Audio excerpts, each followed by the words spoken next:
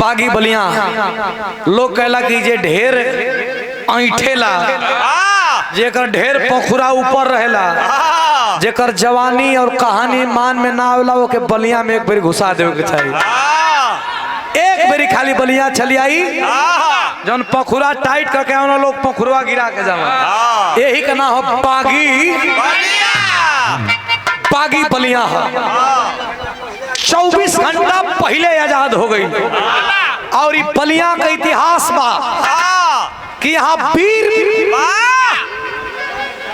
या धरती नेता के भी जन्म दे लेता ऐसा ऐसा नेता ना प्रधानमंत्री के जन्म दे ले आई धरती पीर के भी जन्म दे लेता ऐसा ऐसा पीर ना गढ़गौरा का पीर पीर लोरी के जन्म दे ले।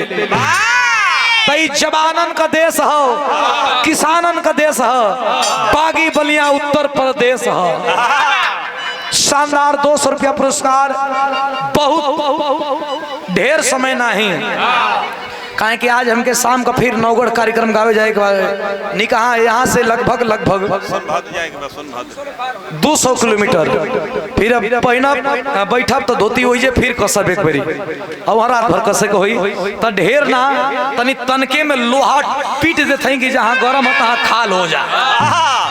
हमारे लप्पू भैया के द्वारा पुरस्कार शानदार 200 रुपया चरणों में कोट कोट नाम दिल से धन्यवाद आशीर्वाद के कामना। जे भाई का शिकायत बा कि सैड सॉन्ग मार नेट पर चलत बा सुना लोग रील बना के आ लिख देब कि बाबा तर तो हम जान जाए कि वही का हमार भाई लोग रील बनैले है जानला। एक बेर रील बना के ओकरा में लिख देब कमेंट में कि बाबा तर तो हम जान जाए कि बलिया जिला के लोग आई बिरहा का तनी की कहानी समझे को हुई कहानी समझे को हुई।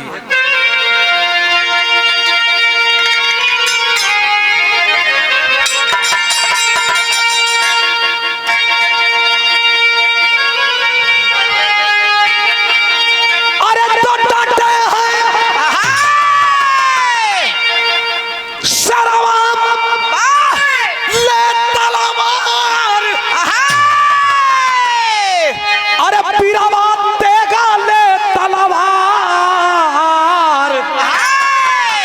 बोले पार्थ अर्जुन से श्री कृष्ण मुरार।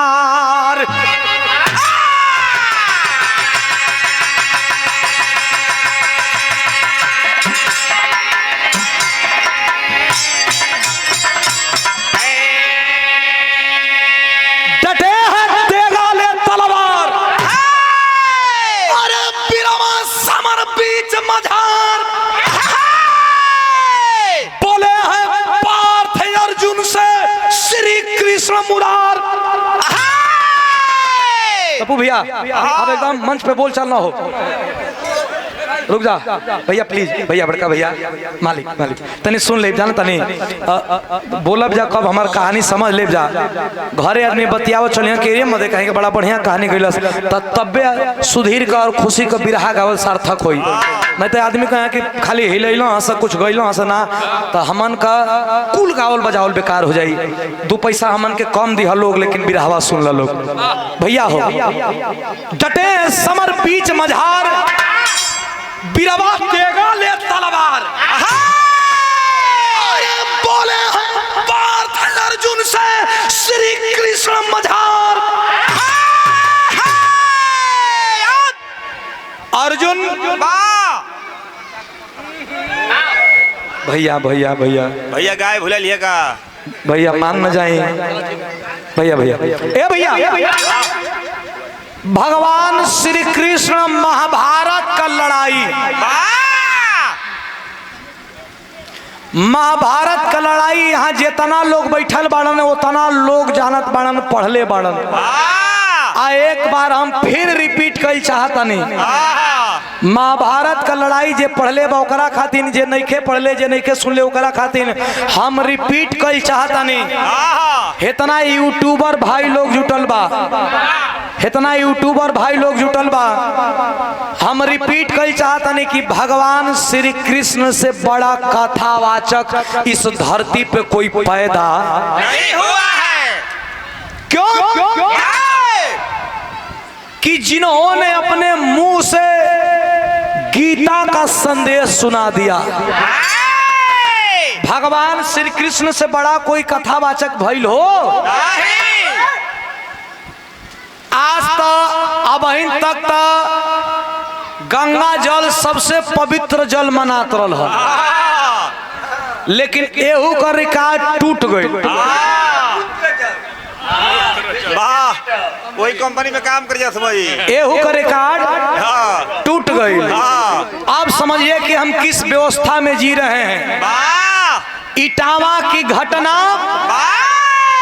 किसी भी सभ्य समाज के लिए ये घटना अक्षम्य है, ये क्षमा करने योग्य नहीं है।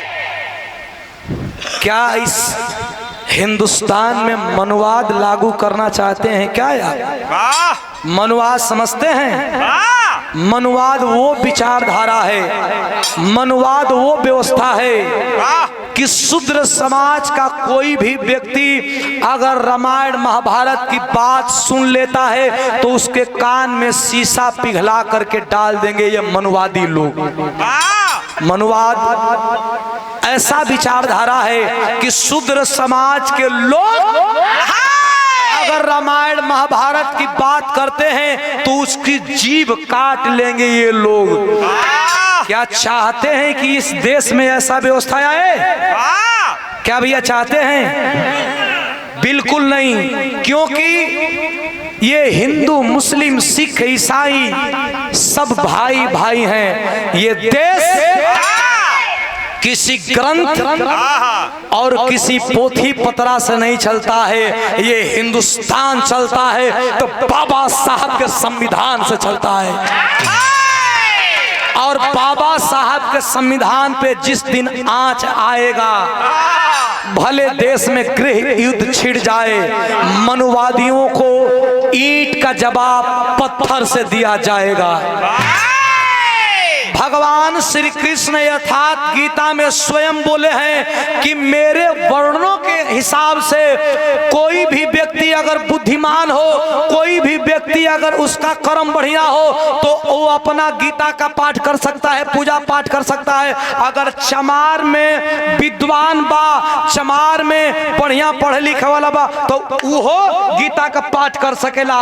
अहिर में बढ़िया पढ़े लिखे वाला बा तो अहिर भी गीता का पाठ कर सकेला। वो कोनो न जाति बतैले बाड़ा न कोनो धर्म बतैले बाड़ा, कोनो जाति पाति नहीं खे। ब्राह्मण मतलब क्या है? जो ब्रह्म को जान गया वही ब्राह्मण है।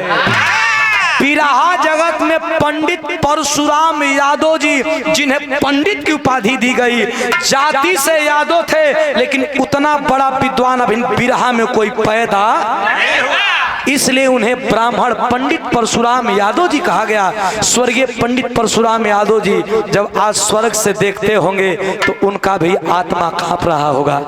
लेकिन आइए महाभारत हम बोलत देखरा पर रतिया भर बोलत रह जाए, दिनवा भर बोलत रह जाए। एक बारी चालू भाई हमारा किताब देख के बोले ही कि नहीं खे, हम बोले लगा, लेकिन बिरहा सुनावत है।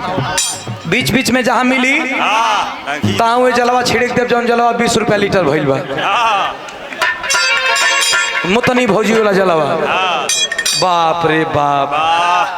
भाई हमारा के हमारे टेरिहा एगो बाना ये कहला हमसे कि भैया हम तोरा में टेरी ना बोल। हम कहले काहे ने टेरी बोलबा? भैया हम पैसा तो के देते हैं, गाड़ी भाड़ा देते हैं, काहे ने टेरी बोलबा? कल हम जाते हैं मुतनिया फैक्ट्रिया में दरवानी करब, कोई लाख सर बटलो बाना जाए लागो बा। हम कहले धन्य भाई, ऐसा आदमी बाना ए भैया एक बार छिड़क के तो ही पवित्र हो जा। हमनी और यहाँ मत मर जाओ भैया हो। भगवान श्री कृष्ण अर्जुन को कहते हैं कि पार्थ किरण डूबे वाला बात तन की देरी लुकाई रहा, काहे कि सामने करण बा। अर्जुन कहला कि करण बा त का करी? कहला का ना करी? ओके सूर्य देवता का वरदान बा कि ओकरे सामने जे आई अमोघ शक्ति निकाली। अगर देवता भी जइहन त देवता भी मारल जइहन। खोजत बा तोहरे के, कहला तब कहला लुका जा। करण आई तो देखल से अर्जुन ए लड़के बाबू बाबू बाबू यहाँ तो लोग बैठे मत कर जा, तो लोग बैठे बजा तो हल्ला कर बजा, चला जा नहीं तो चुपचाप रह लो भैया हो। करण के वरदान रहल, जब करण आई तो देखलस की अर्जुन नैखन श्री कृष्ण बाड़न, तो जान गई करण की भगवान श्री कृष्ण अर्जुन के लुकवा दिले बाड़न। लड़ाई के एक नियम रहल धनु, लड़ाई के एक नियम रहल कि किरण जब डूबी तो लड़ाई बंद। आज जब तक सूर्य भगवान बाड़न तब तक लड़ाई होई। हाँ तो लड़ाई होई, इतना पंच परमेश्वर बाड़ा, किरण डूबे वाला बा, अर्जुन लौकत नहीं खान। भगवान श्री कृष्ण के देख के आ करण गुस्सा करे लागल, कलश तू ही कुछ कैले बाड़ा। करण कहत बा का मास्टर, बिरहा में भाव बा।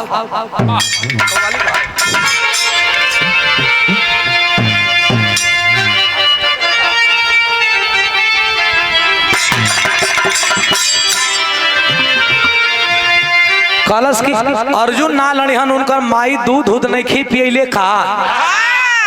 अर्जुन नीचे वाले कहा काहे प्रभु गरियो सुने को ही का, कहा जाए हमारे 5-10 मिनट में किरण डूब जाए, चुप रहा का कलम मास्टर।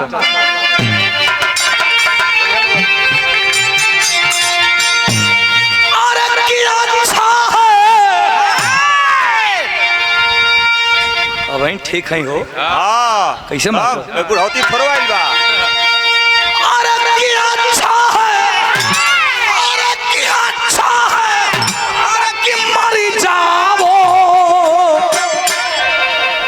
बेकारी के जीने से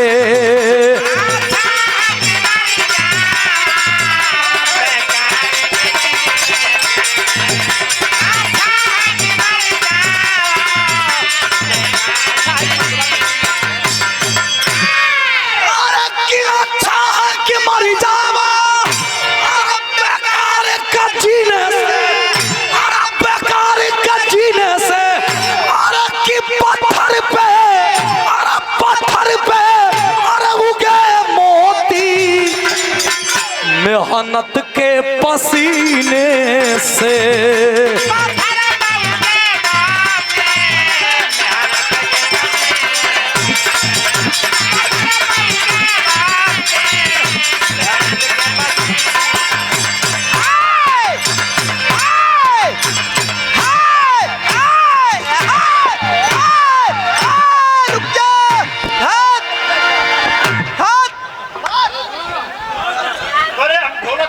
ए भैया एकरा के भैया पनिया बेचे के होके दरवानी करे के होई जल्दी।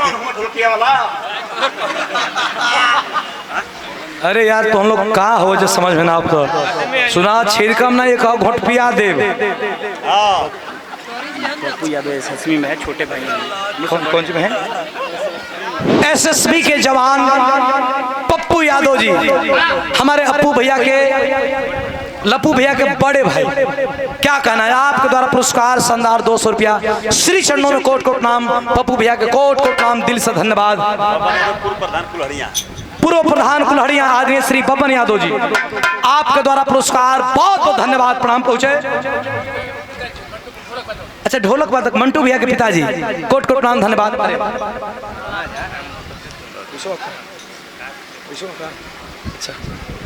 और बिरहा जगत में इस समय बहुत चर्चा बा।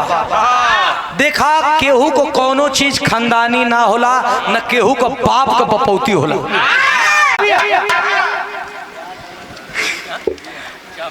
इतना पंच परमेश्वर बैठल हुआ, अच्छा है कि मर जाओ बेकार के, अब पत्थर पे उगे मोती मेहनत के पसीने से। भगवान श्री कृष्ण अर्जुन के बचैलन, तब तक किरनिया डूब गई। करण कलश जब किरनिया डूब गई तो अर्जुन निकल गइलन। करण देखलस तो जैसे किरवा मुड़ी पटक के रह जाला, वही तरह मुड़ी पटक के रह गई कि भगवान ने लुकवैले हैं, किरनिया डूबते निकाल दलन। कलश जरूर कबो मौका आई। पांचों पांडव विचार करे लगलन कि मर्दे बड़का बड़का वीरन के हमन मार दे जाला, लेकिन करण कैसे मराई? भगवान श्री कृष्ण कहना कि करणों मराई। एगो उपाय करतानी। भगवान श्री कृष्ण भीम का लइका के बोले हेतना भैया लोग विराह सुनतनी। भगवान श्री कृष्ण भीम का लइका के बोले भीम का लइका का नाम बा घटोत्कच। पांचों पांडवों के जब वनवास भई रहल तो वही घड़ी घटोत्कच हिडिंबा से विवाह कैले भीम। जब घटोत्कच आई तो घटोत्कच मायावी रहल, चाहे तो चींटी जैसन रूप बना ले और चाहे तो पर्वत जैसन रूप बना ले, छोट भी हो जाए या बड़ भी हो जाए। भगवान श्री कृष्ण को बुलावा पर जब घटोत्कच आइल तब पांचों पांडवों में कहीं दुख बा कहीं सुख बा। अर्जुन भीम युधिष्ठिर सब लोग खुश बा करी तब पहाड़ नियन लइकवा भीम कबा अगर ई लड़ी ना खाली एक हक बेरी अपन सुत जाई तो कई हजार कुल मर जइहन। लेकिन नकुल सहदेव जाके भगवान श्री कृष्ण के सामने लगना रोवे। भगवान कहला काहे रोवत हो भाई? कहला रोवत यही बदे हई जा कि भीम हमनी में सबसे बड़ियार हुन, हमनों को भोजन मार के हमनी के खा घलेलन, उनहु से बड़ियार उनका लइका आ गई। हमन लड़ाई जीतल जाई कि हारल जाई लेकिन बाप बेटा खैला बिना मुआ दियस भाई। अर्जुन परिचय लगलन करावे, ए बेटा घटोत्कच हाई तोर चच्चा हमन, हाई तोर बड़का पापा हमन, हाय तोर जेठरी माई हई, बड़की माई बड़कियों माई हो जाई हैं। अरे वह जेठरी कहाली ना कहला कि ऊ के तकला कि द्रौपदी तोहार बड़की माई है। लइकवा चारू ओर खोजत बा सबसे मिल रहलस लेकिन वो खोजत बा केकरा के? अभिमन्यु के।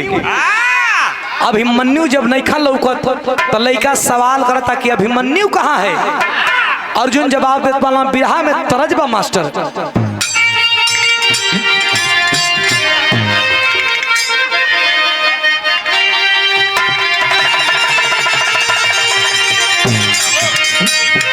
हाई बिरहा का तरज सुना लोगन, ये बिरहा का तरज जहाँ का जे जैसन हल वैसन गइलस। और रामदेव गुरु जी का गइलन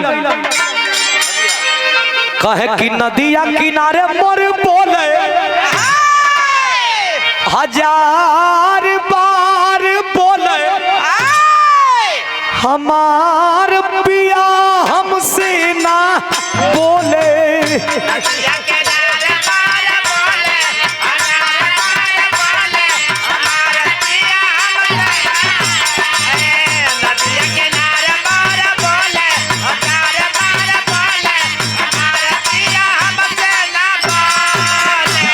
पुल्लू गुरु जी गावे कहा किसारिया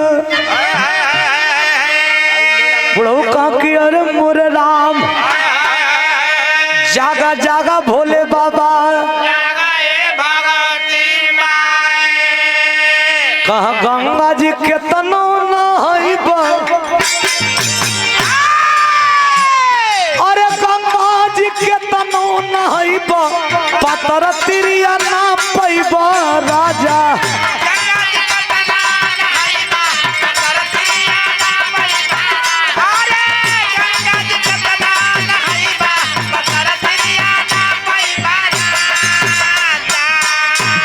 लेकिन हम कहिला कि भैंस सुअर हरा जाई, अरे भैंस सुअर हरा जाई घूमी जे तने वो तने मोटाई।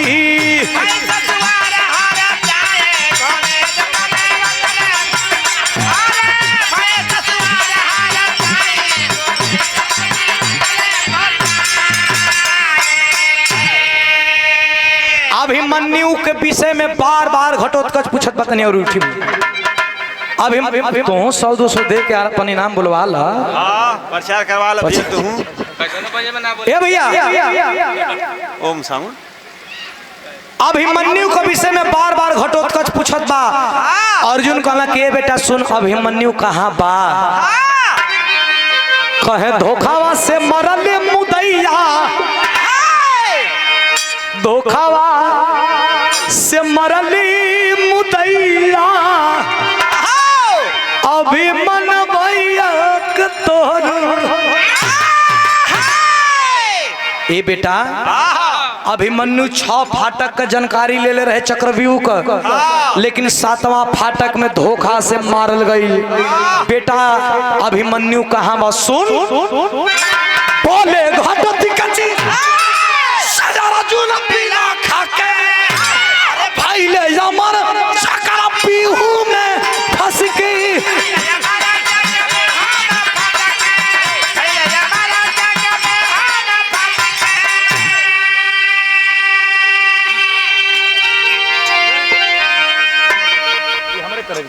कमलेश भैया का नाम पता नहीं, आप लोग ताली बजाई तो बड़ा सम्मान करे लग। हमेशा आप लोग दिले हुआ कबो कबो गवैयन के भी देवे का मौका डालो। गवैयन का पेट हाथी का पेट होला। हाथी पच जाइयो माँ सार तोहारा में ना पची मन में कहाँ पची, मैं बुता जाए वही में जाई था। मैंने कहीं अपने से बड़ बुजुर्ग अपने से बड़े लोगों का सम्मान, चूंकि आप भी एक कलाकार हैं, आदरणीय कमलेश भैया बड़ा सम्मान करते हैं। बहुत धन्यवाद आपको, प्रणाम दिल से धन्यवाद भैया हो। बोले घटोत्कच से अर्जुन बिलख के भैले अमर चक्रव्यूह में फंस के धोखावा से मरले मुदैया। महाभारत का लड़ाई तो बड़ा साफ साफ होत रहल, लेकिन अभिमन्यु के चक्रव्यूह में फंसा के धोखा से मरना लोगन। वही दिन से धोखा चालू हो गया, वही दिन से धोखा चालू हो गई। घटोत्कच कलश की मरा गई, हमार भाई मरा गई, कलहा मरा गई। आंख लाल लाल करके घटोत्कच कहता है कि हमार बाप भीम का भुजा में 60,000 हाथी का बल कहो जेकरा पाह में 60,000 हाथी का बल रही ओकर बेटा मार जाई। गलत गलत गलत गलत गलत ना ना ना ना, ना मनिए नहीं के सकत। हाई अर्जुन के लोग कहला कि इनसे बड़ा धनुर्धरी धरती पे कोई पैदा नहीं खे। आई हो इनकर लइका मारल गइल बा। गलत गलत गलत गलत। हम काहे ना बोलैला लोगन बिरहा में तरज लगत बा स्वर्गीय रामदेव गुरु जी के तरज है मास्टर।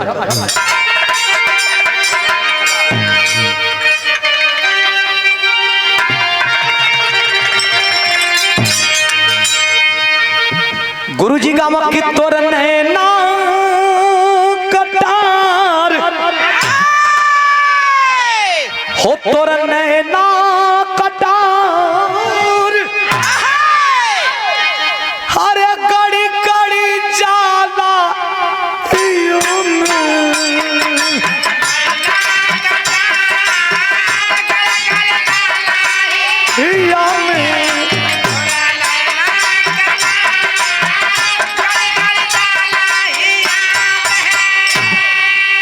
लेकिन यही के बुल्लू गुरु जी गावन कहा कि बुढ़ावा बेईमान बुढ़ावा बेईमान अरे मांगे करैली का चोखा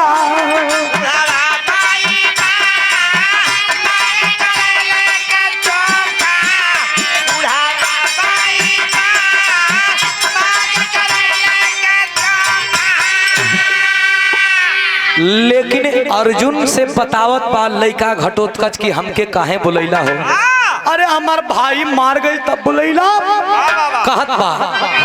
अरे बोला बाका जुझार अरे बोला बाका जुझार काहे हमके बुलैला बोला बाका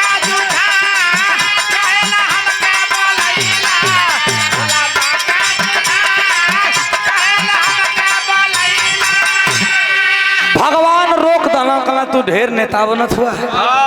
बड़ बड़ वीर मारल गए तू अइला लड़े बदे तो अपने 5 पांडव बाप के चापत हुआ। अरे जेकर समय होला ओके जाए के होला। सुना हमार बात के का कहे मास्टर।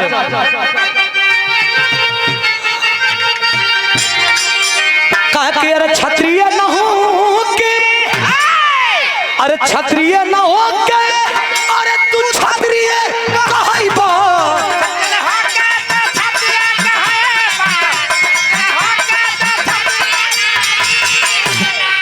जब तू सामरिया में अरे वीरता देखइबा सामरिया में वीरता देखइबा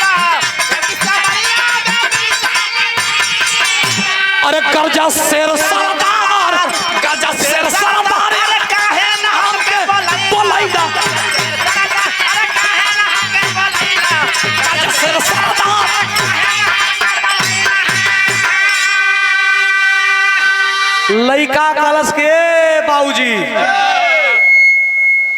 जब जवानी आवेले ना चोकराते आवेले तो जवानी आवेले सिटी मार तो जवानी का असर भी दिखावे के चाही नहीं। कब जवानी आई कब विदोर के छोड़ गई पता न चलल। पता ही नहीं चल जवानी दिखाए के चाहिए।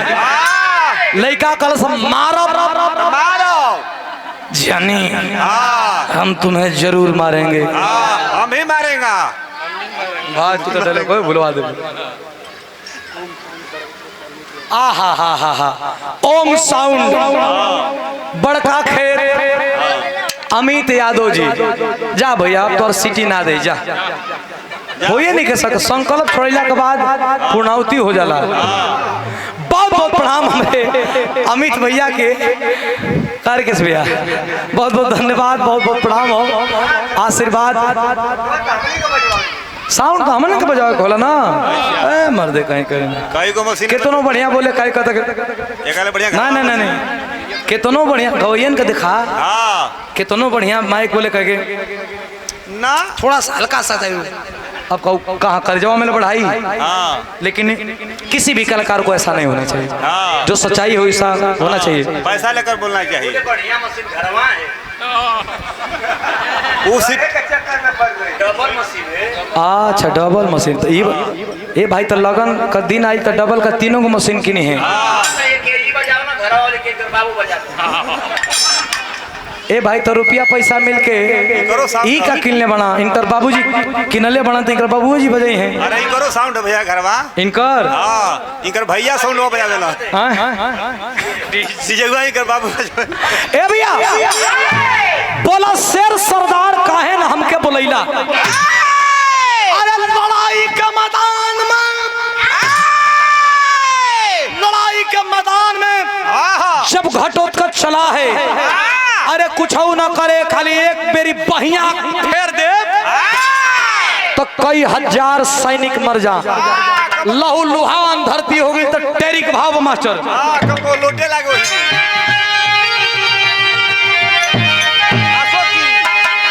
अरे मोरे राम लहू से धरती लाल हो गई।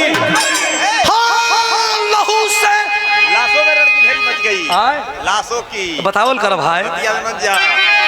अरे लाशों की रण में ढेरी मच गई। अरे गरजे गरजे पीर घटोत्कच खैर नहीं है तेरी।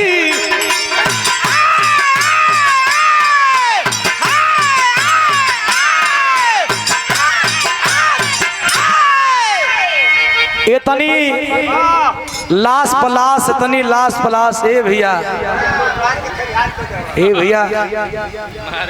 घोड़वा के देख के गधा हो टांग उठाओ रहे तो कुल छटका तो 10-10 20-20 फुट तो हम लोग हाथ गोड़ तोड़वा के फयार मत करावो लोग ला कुल रियाज का चीज कुल रियाज के लिए कुल घोड़वा टांग उठाओ तो कहे गधा हो हमू टांग उठाई इहो 3 फीट फाड़ जाला।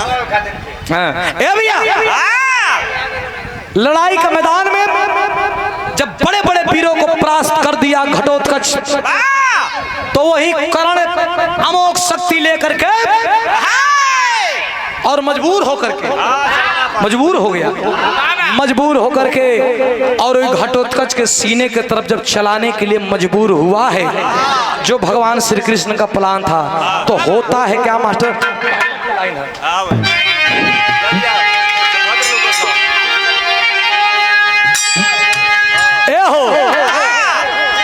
विवश हुआ दान पीर बलवानमा बनवा मरले बा।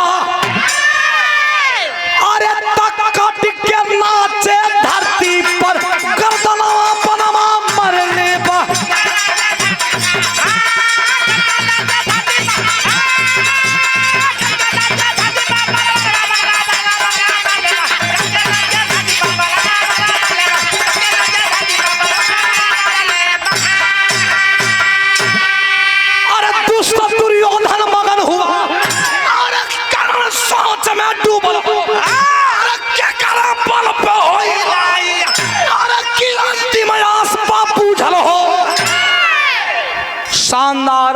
500 रुपया पुरस्कार। कन्हैया राजभर बाबा तर पुरस्कार कोट कोट प्रणाम धन्यवाद आशीर्वाद कामना हो। जब बाण मरले हो, जब बाण लगल हो, घटोत्कच का गर्दन कट के एक तरफ हो गई। दुर्योधन मगन बा, लेकिन भगवान श्री कृष्ण बगल में बाड़न। भीम का आंख से आग बरसत बा।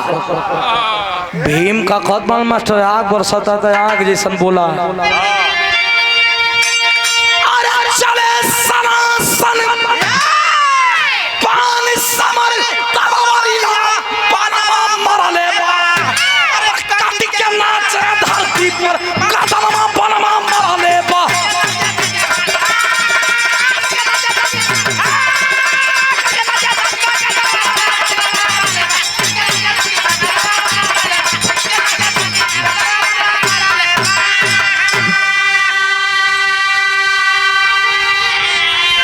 अरे बाप रे बाप, भीम एकदम गुस्सा में लाल। हमार बेटा मारल गई, अर्जुन का बेटा अभिमन्यु मारल गई। अब लड़ाई ऐसे ना हुई, अब जैसा को तैसा जवाब दिया जाएगा। अगला दिन लड़ाई के मैदान में भगवान श्री कृष्ण अर्जुन से कहते हैं पार्थ, क्या देखते हो? क्या पूरा खानदान को खा जाओगे तब मानोगे क्या? ये कैसा लड़ाई लड़ रहे हो कि तेरा बेटा मारा गया, भीम का बेटा मारा गया। लड़ना है तो रुतबा और शान शौकत बचा के लड़े। गांडी उधारी अर्जुन कहता है तेरे बाण के सामने बड़े बड़े सुरमा और सरदार नतमस्तक हो जाते हैं। क्या लड़ता है तू रे? गुस्सा में लाल हो गया अर्जुन भी। अगले दिन की लड़ाई की भाव भंगिमा क्या है मास्टर? खानपुर लग जा।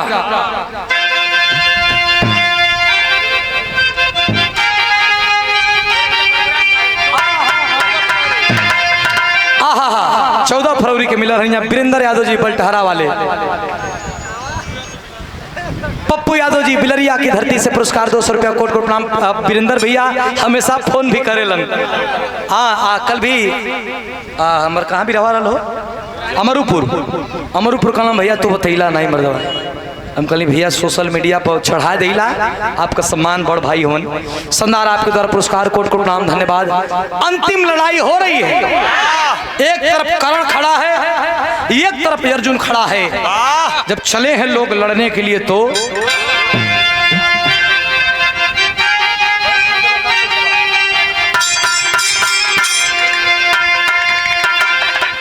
अरे धीरज बनावे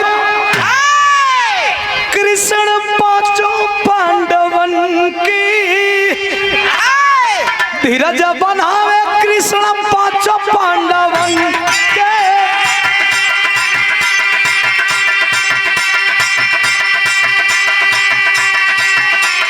अरे कर्ण और अर्जुन के छिड़ो संग्राम,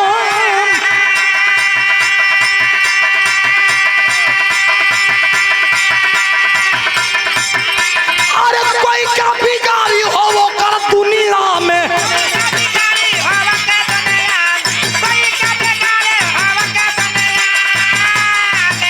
अरे रथिया बजे करे हो घनश्याम,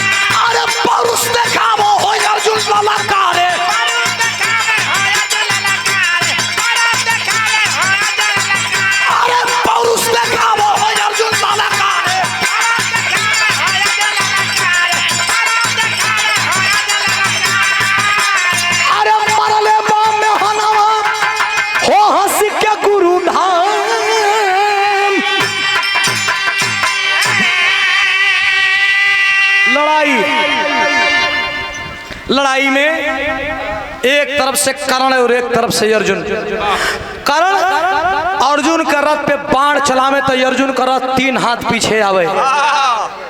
अर्जुन जब कर्ण के रथ पे बाण चलावे तो कर्ण का रथ 100 हाथ पीछे जा। अब तनकी सा यहाँ से मन मुटाव भयल।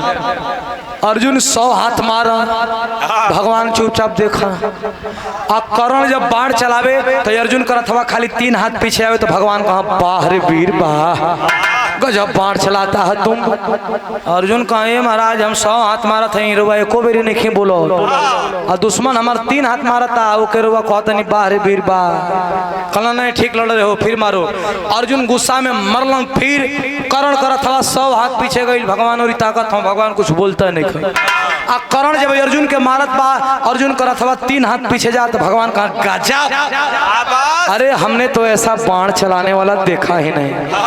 अर्जुन धनुष बाण कुल धय धन कहा प्रभु हमसे कोनो गलती भवा बा का, हाँ हमसे कोनो गलती भवा बा का चाहत है, हमें कुछ चाहत ना है। कर तो से बड़ियार बा, कहना कैसे बड़ियार बा, कहना सुना। भगवान श्री कृष्ण से अर्जुन कहना कि 100 हाथ बेसी है कि 3 हाथ, कैसे बड़ियार बा। कहना ये पार्थ 100 हाथ 3 हाथ का आंकड़ा लगाओ तो सुनो, तीनों लोगों का भार लेकर के तो हरे रथ पे हम स्वयं बैठल बानी नारायण। ये तनिए नहीं, तोरे रथ का ध्वजा पर वीर बलि हनुमान पूरे अपने गदा का भार लेके बैठल बड़न। ये तना वजन होइला के बाद भी तुम्हारे 3 हाथ पीछे रथ जात बा। अगर हमनी ना रहती जा ठीक है, अब बात कर लेंगे ना। क्या है कमांडो, ठीक है बात करेंगे काका। ए भैया इतना भैया लोग जुटल बनी। भगवान कहलन की सुना मारो ओके, गुरु परशुराम का श्राप लगल बा तब ना मारा था, तब विवश बानी तो तोहरे जैसन वीरन के अब ले उड़ा पुड़ा दे। तब तक इतने में अर्जुन का रथ का पहिया एगो गड्ढा में धंस गई। ए क्षमा करेंगे क्षमा करेंगे, कर्ण का रथ का पहिया जहाँ तक कलेजा में खींच दे बजे। अरे धीरे मुँह से कह दे बचवा गलती होता हेलिका बचवा गई तो के। ए भैया कर्ण का रथ का पहिया एक गड्ढा में धसल बा। कर्ण तीर धनुष उतार के और उहे रथ का पहिया एक कंधा से उठावत बा। भगवान श्री कृष्ण कर्ण के पार्थ यही मौका है, अच्छा बाण चलाओ। अर्जुन कहता है कि नहीं खाली निहत्थे पे बाण नहीं चलाऊंगा। कहना निहत्था जे के कहता रहा ना, तोहार लइकवा भी चक्रव्यूह में निहत्था रहल, आ तोहरे लइकवा के मारे वाला एक दुश्मन ई भी रहल। आ सुना अब ही ना मरब तो अगर ओकरे कहन तीर धनुष हो जाई तो तू का बड़का बड़का वीर ओकर बाल बाका निहत्थे बा तब बाण चलावा। का कलश मास्टर बिरहा में खड़ी का भाव बा।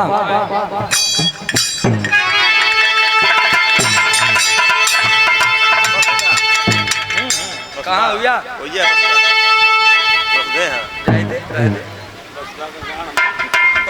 आवा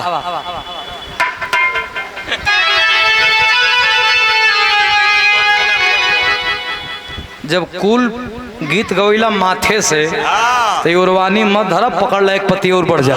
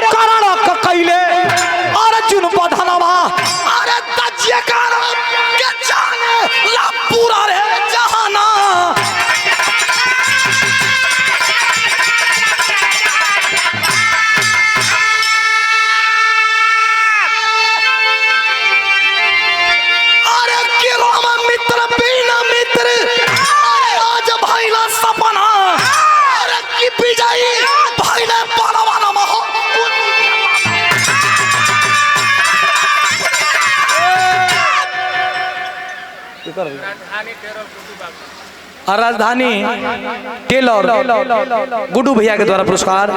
कोट कोट प्रणाम, धन्यवाद व प्रणाम बा। हमारे मंटू भैया बिरहा के बहुत सुंदर ढोलक वादक, उनके पिताजी पूर्व प्रधान बब्बन बाबूजी, आप भी मंच पे आ जाए, आपका सम्मान हमें। अरे आ जाए, अरे अरे आप भी हमारे पिताजी हैं, बंटवारा थोड़ी है। चलिए, बहुत बहुत धन्यवाद। मैं इस बात पर बहुत खुश हूँ कि स्वर्गीय रामदेव की धुन का नाम लेने वाले लोग, आज मैं इनको देख करके सुधीर लाल जी को ये पा गया कि दूसरा रामदेव भी इस धरती पर पैदा हो रहे हैं। क्योंकि एक्सल अंदाज, आवाज तो रामदेव को किसी को मिलेगी नहीं, मिलने वाली है, लेकिन एक्सल अंदाज में जिस भाव से गा रहे हैं, तो मैं समझ रहा हूँ कि रामदेव का गुण इनके अंदर कुछ है। और मैं अपने बिरहा जगत का मैं कलाकार भी रहा हूँ, और रामदेव जी के ढोलक वादक, मैं भी ढोलक वादक था। साधु जी मेरे परम मित्र थे, लेकिन वो आवाज आज मिलने वाली नहीं है। लेकिन जिस भाव में वो गाते थे, ये सुधीर लाल जी भविष्य में विश्व का नहीं, भारत का मूल कलाकारों में आपकी गणना होगी। मेरे तरफ से बहुत बहुत प्रणाम। और अपने बहुत बड़ा नाम ले लिया बिरहा के भगवान स्वर्गीय रामदेव गुरुजी। न कोई रामदेव गुरुजी होगा, न कोई बुल्लू गुरुजी होगा, और ना ही कोई हमारे उस्ताद आदरणीय विजय लाल यादव होगा, और ना ही कोई ओम प्रकाश यादव होगा। ये लोग न कोई परशुराम गुरुजी होगा। हम सच बताएं तो स्वर्गीय रामदेव गुरुजी, स्वर्गीय बुल्लू गुरुजी, हमारे गुरुजी विजय लाल गुरुजी, इन लोगों का नाम लेकर के हम लोगों की रोजी रोटी चल रही। बाकी वो लोग अलग हैं, वो लोग प्रधानी पुरुष हैं। उन्होंने वो मेहनत किया है जो आज के जनरेशन में किसी भी कलाकार से उन्हें मेहनत भी नहीं होगा, अनो तपस्या होगा। वो लोग साक्षात भगवती का आशीर्वाद है, और आपने ये हौसला दिया है, मैं इसके लिए कोट कोट प्रणाम करता हूँ। जी जी, बहुत बहुत धन्यवाद, प्रणाम है, बहुत बहुत प्रणाम। ए भैया, विजयी भैले बलवनमा हुकुमती के ललना मार करके आज जब कर्ण का बधन भयल, अरे बाप रे बाप, कर्ण का जब बधन भयल तब तो लड़ाई क्लियर भइल कि अब लगत है कि पांचों पांडव आए भैया। अच्छा यो करेगा का? ए भैया, कर्ण मरने वाला था, करा रहा था, तब तक कृष्ण भगवान अर्जुन को देखते हैं तो एगो पखुरवा छोड़े लागल। कहना भगवान श्री कृष्ण की लागत कि अर्जुन के घमंड हो गई। कहना ये अर्जुन तोर बाँ फरकता, कहना कि बाँ ये से फरकता। सुनो ये कृष्ण, बाँ ये से फरकता कि मार पुल बांधल कि करण ये है, वाह है, ये है, ये मरले हैं, लोटत है महाराज। कहना बस बस ये है घमंड। कहना 2 मिनट में हम घमंड तोड़ दे। कहना हमारा घमंड थोड़ा बैल, हम तो सच्चाई कहता नहीं। कहना रुको रुको 2 मिनट। भगवान श्री कृष्ण एक ब्राह्मण का रूप धारण कैलन, और कर्ण के भी ब्राह्मण का रूप बनवैल, अर्जुन के भी ब्राह्मण के रूप धारण करा के कर्ण के पास लेके गइलन। कर्ण से कहलन कि हमके भिक्षा चाहिए। कर्ण कहा कि हमारे पास देने के लिए कुछ है वे? भगवान कहते हैं कि तुम्हारे पास देने के लिए तुम्हारा सोना का दांत है, लेकिन तुम देना नहीं चाहते हो। कर्ण कहता है कि हाँ मेरा सोने का दांत है, लेकिन ये टूटेगा कैसे? कोई पत्थर लाओ। भगवान कहते हैं कि मैं तेरे यहाँ गुलामी करने नहीं आया हूँ। कर्ण इस बात को सुनकर के रेंगते हुए जाकर के एक पत्थर लाता है, और पत्थर से दांत को तोड़ करके भगवान को देने लगता है। भगवान कहते हैं कि क्या रे कर्ण, परीक्षा ले रहे हैं? कर्ण को नहीं पता है कि भगवान श्री कृष्ण है।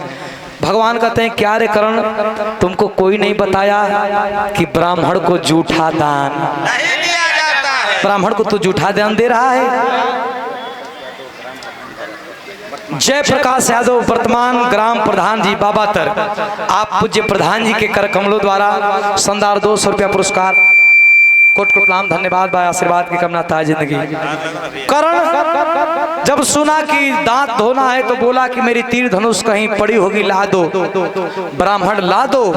भगवान फिर मना कर देते हैं, लेकिन कर्ण फिर जा करके तीर धनुष लेकर के धरती में छेद करके पानी से दांत को धो करके देता है। भगवान श्री कृष्ण परीक्षा में जब सफल कर लिए कर्ण को तो वरदान मांगने के लिए कहते हैं। जब भगवान श्री कृष्ण को कर्ण देखा तो कहा कि आप ही थे, हमको इतना तड़पा रहे थे और हमसे परीक्षा ले रहे थे।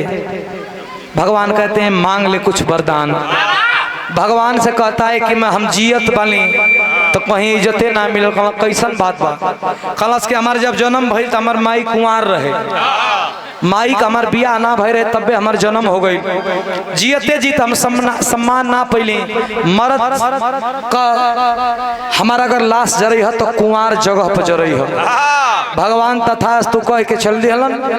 कर्ण जब मर गई तो लसिया लेके खोजे लगना पूरा देश में, कहीं कुंवार जगह ये नहीं थी। भगवान बड़ा फेवा में पड़ल। भगवान कर्ण का लाश के लेके गुजरात का ताप्ती नदी के किनारे अलन और ताप्ती नदी के किनारे सुई का नोक भर जमीन मिलल। कर्ण का लाश उतना बड़, सुई का नोक भर जमीन, इतनी कैसे दिहल वरदान पूरा हुई। भगवान नारायणी अवतार में हो करके एक सुई मंगवाते हैं, उतना सुई के नोक भर जमीन जो पवित्र रहा, कुंवार रहल, जहाँ केहू जरल मरल ना रहल।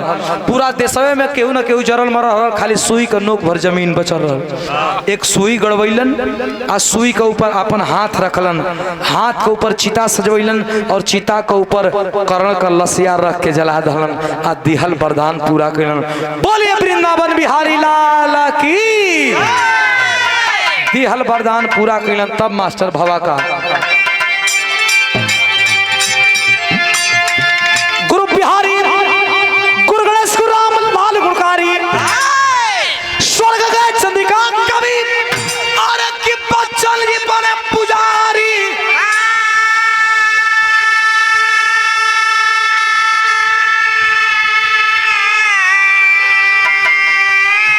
अरे किला सोंकी रण में ढेरी मच गई तो सुधीर, अरे विजय लाल तू करो ना है फेरी लाशों